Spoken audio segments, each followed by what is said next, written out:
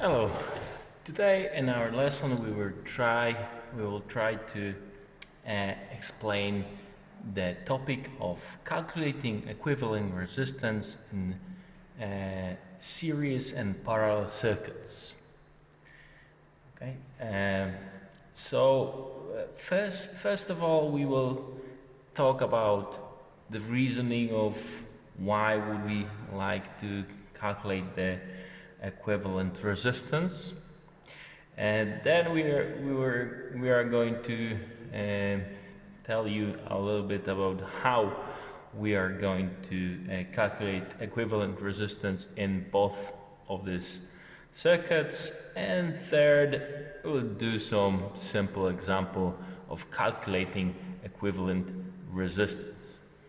Right? So first of all, why would you like to calculate equivalent resistance? In a circuit that might be a little bit complicated, we might have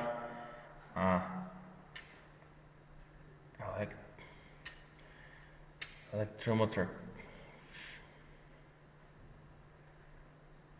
force, and then we have some currents in the circuit. Then we will have some resistance in a circuit. If we have resistance, we know that associated with this resistance there is a voltage drop. We will call it with the same subscript as our main resistance. And then we will have more of these resistors. So let's say this one is maybe number 2, okay, and then we have voltage drop number 2. Then we can have nodes in the circuit. So if you have a node in the circuit, we will also be able to distinguish that, have some more nodes in the circuit, and then we have, well, if this is our source, the voltage here applied to the circuit, then we will think that the current will flow this way, okay, in some sort of a loop. And then we have our R3 resistor with associated voltage drop, and then we can have more resistors over here. And then we know that these resistors will also be associated with voltage drops accordingly, right? And then one more R5, this time R5, and the voltage drop U5. This is our circuit. It's relatively simple, however we see there is a lot of going on. There is a lot of resistors in here. And what we can do here, we can simplify the circuit. If we imagine the supply here, so we can simplify this circuit with one resistor RZ with associated voltage drop, right? So we can have E1 here, and RZ is our equivalent resistance.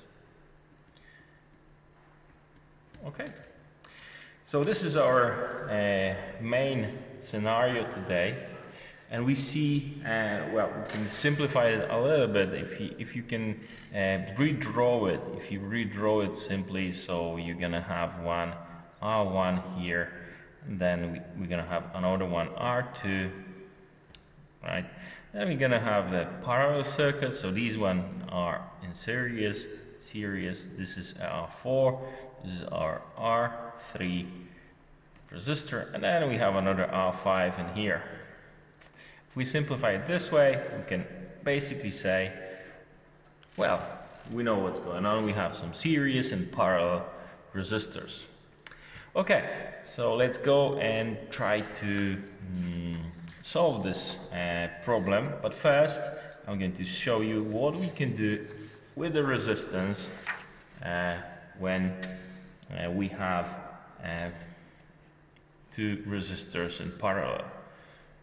I'm sorry, in series. First in series R1 and R2 are in series, and then we can say that RZ, which is our equivalent resistance, RZ, or we can also call it R12.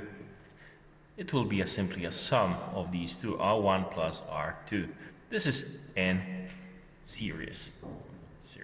Okay? So if we have this in series, we can simplify our example, but we're going to do it in a minute. But another thing that we can encounter in our endeavors, it will be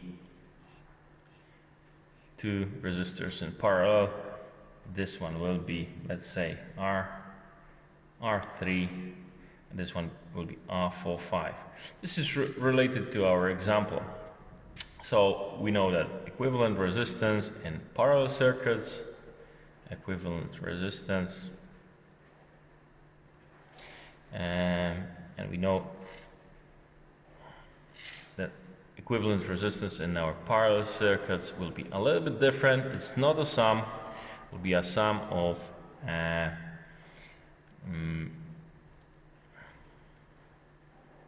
well, the basic equation will be like this: 1 over RZ, and we can call it also R345.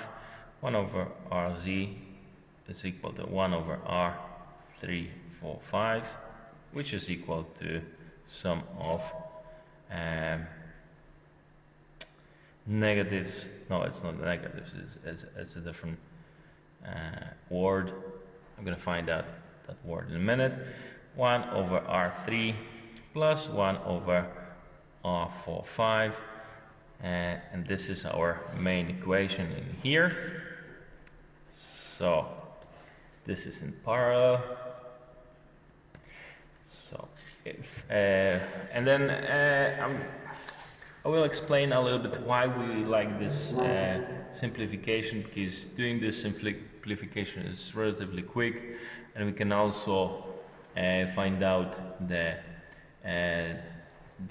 equivalent resistance that will allow us to use the Ohm's law to find out other qualities of the circuits, such as voltages and currents. So if we know that we can simplify it, we can apply it to a simple circuit and find out what is the current in that branch, or what is the voltage if we have the current source. So now I think we are ready to solve our main problem. But one more thing what we can do, we can just simplify this equation here for the parallel. So if we do the common denominator in here, 1 over R345 is equal to 1 over R3 times R45, and we have here times R45 plus 1 over R3 times R45, and we have here 1 times R3, which is equal to 1 over R345 is equal to R3 times R45 over and then we have here R3 plus R45, right?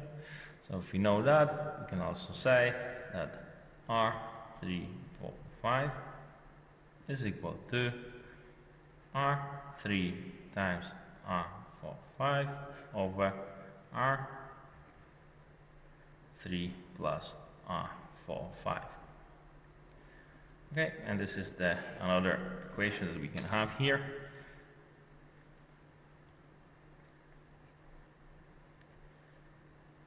Now let's go and use this knowledge to solve our problem.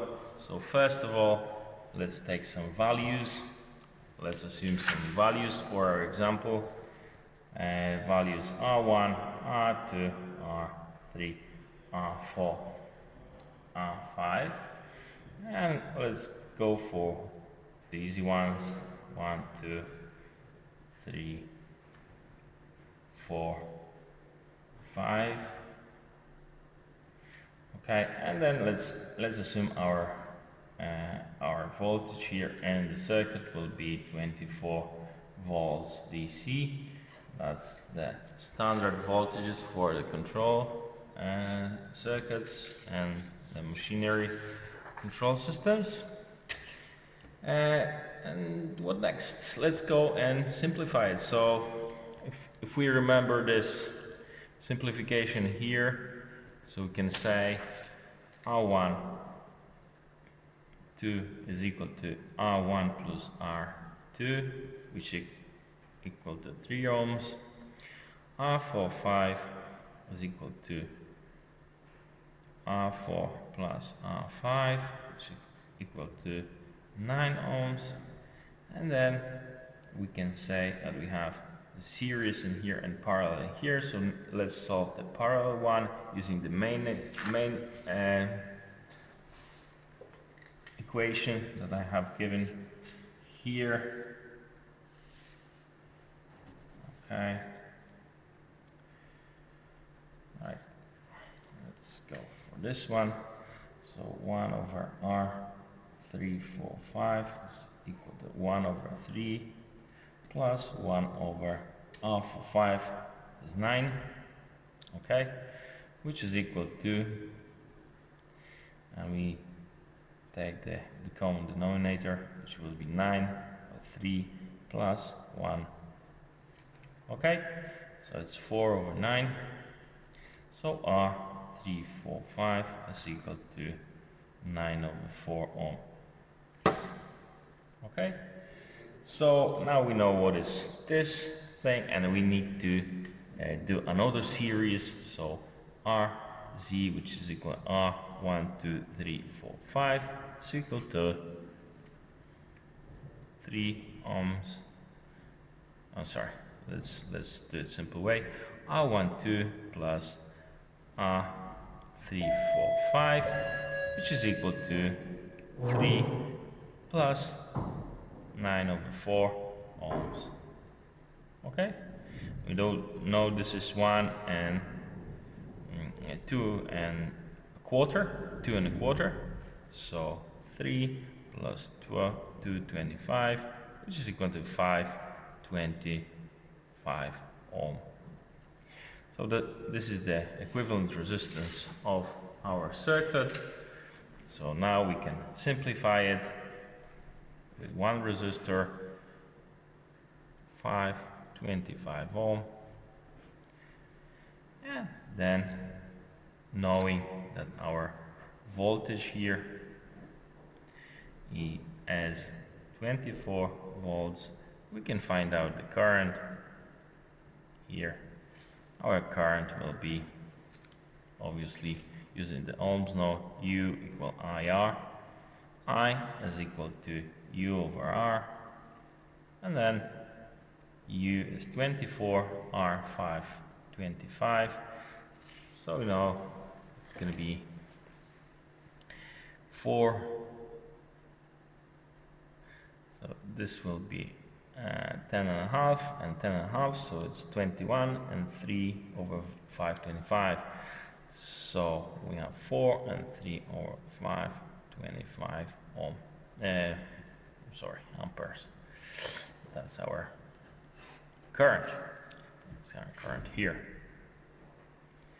Okay, I think this is relatively simple to remember these series and parallel resistance calculations and equations, and I feel that we will be quite confident to use them in our common examples. If we want to know more, we need to do more examples. However, we still have the same principle applied to every example. So thank you very much. I hope this will clarify how we use this technology, how we use this knowledge to solve common examples, and it's relatively important to compare our results with what we are getting using real life scenarios and multimeters, so we can also measure our equivalent resistance applying our multimeter on these nodes, and then we can compare these results to our calculations. Thank you very much for being with me today. My name is Rafał Kwiatkowski.